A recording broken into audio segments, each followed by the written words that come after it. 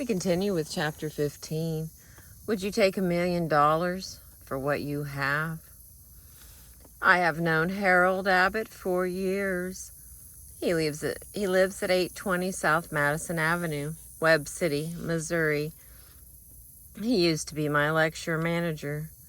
One day he and I met in Kansas City, and he drove me down to my farm in Belton, Missouri. During that drive, I asked him how he kept from worrying, and he told me an inspiring story that I shall never forget.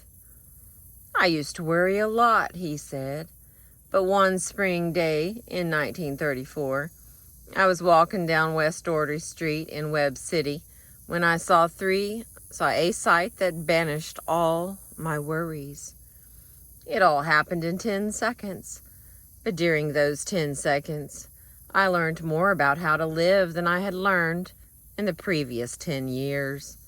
For 2 years, I had been running a grocery store in Webb City, Harold Abbott said, as he told me the story. I had not only lost all my savings, but I had incurred debts that took me 7 years to pay back. My grocery store had been closed the previous Saturday, and now I was going to the Merchants and the Miners Bank to borrow money so I could go to Kansas City to look for a job. I walked like a beaten man. I had lost all my fight and faith. Then suddenly, I saw coming down the street a man who had no legs. He was sitting on a little wooden platform, equipped with wheels from roller skates. He propelled himself along the street with a block of wood in each hand. I met him just after he had crossed the street and was starting to lift himself up a few inches over the curb to the sidewalk. As he tilted his little wooden platform to an angle, his eyes met mine. He greeted me with a grand smile. "Good morning, sir. It is a fine morning, isn't it?" he said with spirit. As I stood looking at him, I realized how rich I was. I had 2 legs. I could walk. I felt ashamed of my self-pity. I said to myself, if he can be happy, cheerful, and confident without legs, I certainly can with legs. I could already feel my chest lifting. I had intended to ask the Merchants and Miners Bank for only $100. But now I had courage to ask for $200. I had intended to say that I wanted to go to Kansas City to try to get a job. But now I announced confidently that I wanted to go to Kansas City to get a job. I got that loan, and I got the job. I now have the following words pasted on my bathroom mirror, and I read them every morning as I shave. I had the blues because I had no shoes, until upon the street I met a man who had no feet. I once asked Eddie Rickenbacker what was the biggest lesson he had learned from drifting about with his companions in life rafts for 21 days, hopelessly lost in the Pacific. The biggest lesson I learned from that experience, he said, was that if you have all the fresh water you want to drink and all the food you want to eat, you ought never to complain about anything. Time ran an article about a sergeant who had been wounded on Guadalcanal, hit in the throat by a shell fragment. This sergeant had had 7 blood transfusions. Writing a note to his doctor, he asked, "Will I live?" The doctor replied, "Yes." He wrote another note asking, "Will I be able to walk?" The doctor replied, "Yes." He wrote another note asking, "Will I be able to talk?" Again, the answer was yes. He then wrote another note saying, "Then what the hell am I worrying about?" Why don't you stop right now and ask yourself, what in the hell am I worrying about? You will probably find that it is comparatively unimportant and insignificant. About 90% of the things in our lives are right. About 10% are wrong. If we want to be happy, all we have to do is to concentrate on the 90% that are right and ignore the 10% that are wrong. If we want to be worried and bitter and have stomach ulcers, all we have to do is concentrate on the 10% that are wrong and ignore the 90% that are glorious. The words think and thank are inscribed in many of the Cromwellian churches of England. These words ought to be inscribed on our hearts too. Think and thank. Think of all we have to be grateful for, and thank God for all our boons and bounties. Jonathan Swift, author of Gulliver's Travels, was the most devastating pessimist in English literature. He was so sorry that he had been born that he wore black and fasted on his birthdays. Yet in his despair, this supreme pessimist of English literature praised the great health-giving powers of cheerfulness and happiness. The best doctors in the world, he declared, are Dr. Diet, Dr. Quiet, and Dr. Merriman. You and I may have the services of Dr. Merriman free every hour of the day by keeping our attention fixed on all the on all the incredible riches we possess. Riches exceeding by far the fabled treasures of Alibaba. Would you sell both your eyes for $1 billion? What would you take for your 2 legs, your hands, your hearing, your children, your family? Add up your assets and you will find that you won't sell what you have for all the gold ever amassed by the Rockefellers, the Fords, and the Morgans combined. But do we appreciate all this? No. As Schopenhauer said, we seldom think of what we have, but always of what we lack. Yes, the tendency to seldom think of what we have, but always of what we lack, is the greatest tragedy on earth.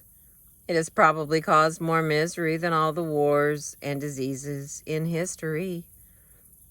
It caused John Palmer to turn from a regular guy into an old grouch and almost wrecked his home. I know because he told me so. Mr. Palmer lives at 30 19th Avenue, Patterson, New Jersey. Shortly after I returned from the Army, he said, I started in business for myself. I worked hard day and night. Things were going nicely. Then trouble started. I couldn't get parts and materials. I was afraid I would have to give up my business. I worried so much that I changed from a regular guy into an old grouch. I became so sour and cross that, well, I didn't know it then, but I now realize that I came very near to losing my happy home. Then one day a young, disabled veteran who works for me said, Johnny, you ought to be ashamed of yourself. You take on as if you were the only person in the world with troubles. Suppose you do have to shut up shop for a while. So what? You can start up again when things get normal. You've got a lot to be thankful for, yet you are always growling.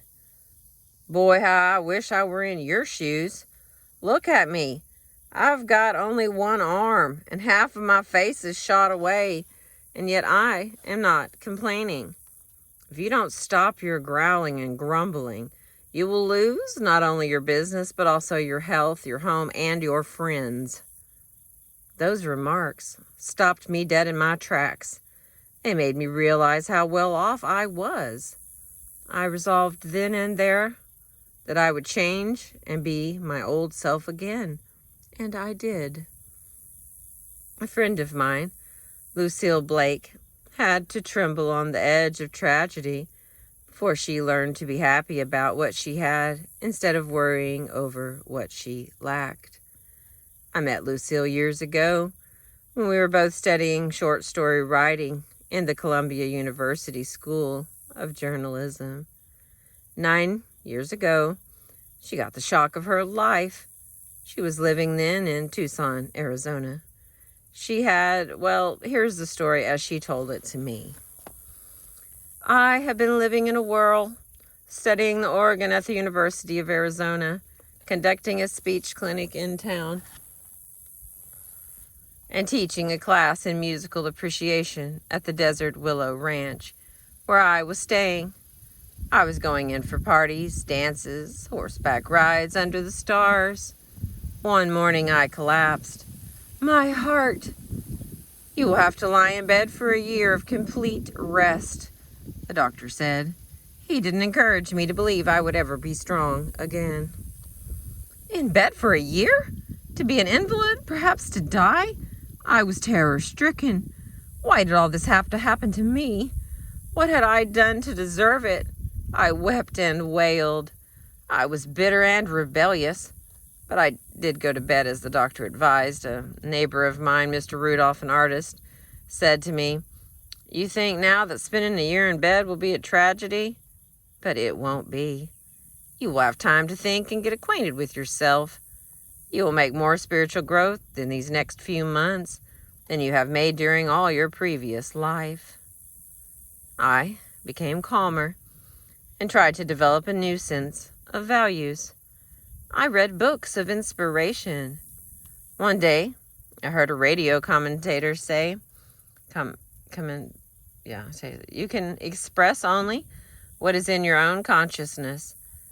I had heard words like this many times before, but now they reached down inside me and took root. I resolved to think only the thoughts I wanted to live by. Thoughts of joy, happiness, and health. I forced myself each morning, as soon as I awoke, to go over all the things I had to be grateful for, like no pain, a lovely young daughter, my eyesight, my hearing, lovely music on the radio, time to read, good food, good friends. I was so cheerful and had so many visitors that the doctor put up a sign, saying that the only one visitor at a time would be allowed in my cabin, and only, at certain hours. 9 years have passed since then, and I now lead a full, active life. I am deeply grateful now for that year I spent in bed. It was the most valuable and the happiest year I spent in Arizona. The habit I formed then of counting my blessings each morning still remains with me. It is one of my most precious possessions. I am ashamed to realize that I never really learned to live until I feared I was going to die. My dear Lucille Blake, you may not realize it, but you learned the same lesson that Dr. Samuel Johnson learned 200 years ago. The habit of looking on the best side of every event, said Dr. Johnson, is worth more than 1,000 pounds a year. Those words were uttered, mind you, not by a professional optimist, but by a man who had known anxiety, rags, and hunger for 20 years, and finally became one of the most eminent writers of his generation and the most celebrated conversationalist of all time. Logan Pearsall Smith packed a lot of wisdom into a few words when he said, "There are 2 things to aim at in life. First, to get what you want, and after that, to enjoy it. Only the wisest of mankind achieve the second." Would you like to know how to make even dishwashing at the kitchen sink a thrilling experience? If so, read an inspiring book of incredible courage by Borghild Dahl, Borghild Dahl, Dahl. It is called I Wanted to See. You may borrow it from your public library or purchase it from your local bookstore or from the publisher, the Macmillan Company, 60 Fifth Avenue, New York City, The price is $2.25. This book was written by a woman who was practically blind for half a century. I had only one eye, she writes, and it was so covered with dense scars that I had to do all my seeing through one small opening in the left of the eye. I could see a book only by holding it up close to my face and by straining my one eye as hard as I could to the left. But she refused to be pitied, refused to be considered different. As a child, she wanted to play hopscotch with other children, but she couldn't see the markings. So after the other children had gone home, she got on the ground and crawled along with her eyes near to the marks. She memorized every bit of the ground where she and her friends played, and soon became an expert at running games. She did her reading at home, holding a book of large print so close to her eyes that her eyelashes brushed the pages. She earned 2 college degrees, an A.B. from University of Minnesota, and a Master's of Art from Columbia University. She started teaching in the tiny village of Twin Valley, Minnesota, and rose until she became professor of journalism and literature at Augustana College in Sioux Falls, South Dakota. She taught there for 13 years, lecturing before women's clubs and giving radio talks about books and authors. In the back of my mind, she writes, there had always lurked a fear of total blindness. In order to overcome this, I had adopted a cheerful, almost hilarious attitude toward life. Then, in 1943, when she was 52 years old, a miracle happened. An operation at the famous Mayo Clinic. She could now see 40 times as well as she had ever been able to see before. A new and exciting world of loveliness opened for her.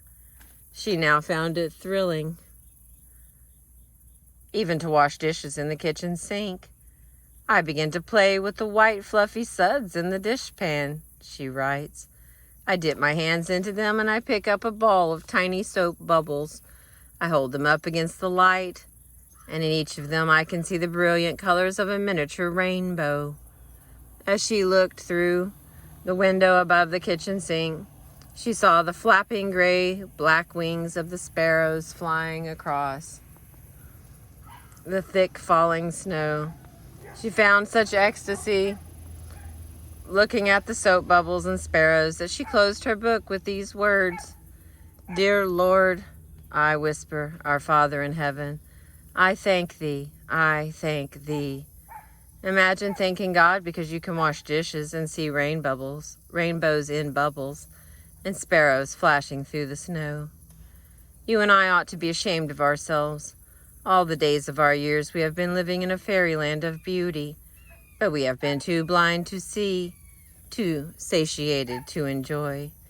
If we want to stop worry and start living, rule number 4 is, count your blessings, not your troubles. Thank you for listening. That's the end of chapter 15 from the book, How to Stop Worrying and Start Living by Dale Carnegie. I appreciate you.